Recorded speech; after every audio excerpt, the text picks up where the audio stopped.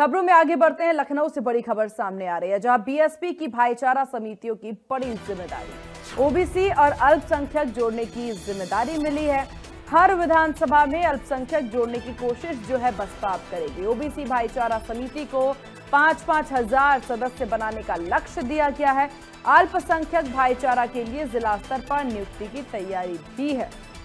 समिति के जरिए पद अधिकारियों की भी होगी नियुक्तियां। लोकसभा चुनाव की रणनीति और तैयारियों की कवायद तेज है। सोशल इंजीनियरिंग की नई रणनीति की तैयारी भी शुरू है।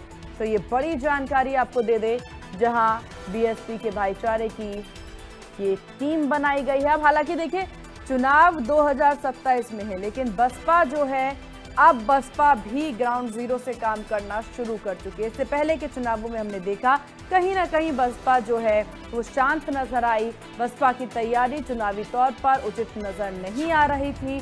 बसपा काफी ज्यादा ठंडे बस्ते में तैयारी कर रही थी, लेकिन अब बसपा अभी से ही काफी ज्यादा तैयारियों पर नजर आ रही है।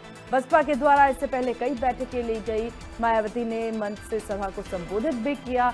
साथ ही साथ जिस तरह की अंतर्कलह और तमाम तस्वीरें बीएसपी से निकलकर सामने आ रही थी, उन तमाम चीजों पर रोक लगाती नजर आई।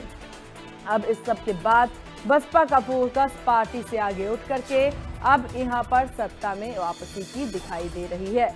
बसपा के द्वारा एक बार फिर से अपने वोटरों को ये विश्वास दिलाने की कोशिश है कि अभी हमारी पार्टी में कार्य चल रहा है, अभी भी आप उम्मीद लगा सकते हैं। और इसी को लेकर के बसपा की तैयारी ग्राउंड जीरो पर मजबूत करने की तस्वीरें नजर आ रही हैं।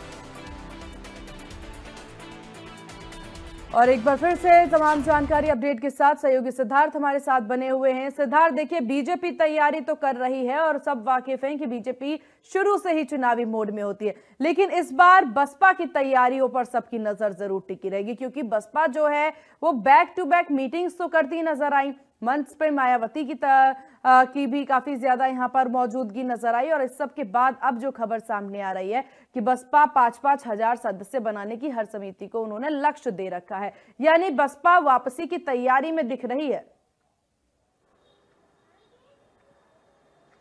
देखिए बिल्कुल आपको बता दें, बहुजन समाज पार्टी पूरी तरीके से एक्टिव मूड में गई। 9 अक्टूबर परिनिर्वाण दिवस के बाद बसपा सुप्रीमो पूरी तरीके से एक्टिव हो गई। लगातार बैठकों का दौर जारी रहा, लगातार समितियों का गठन।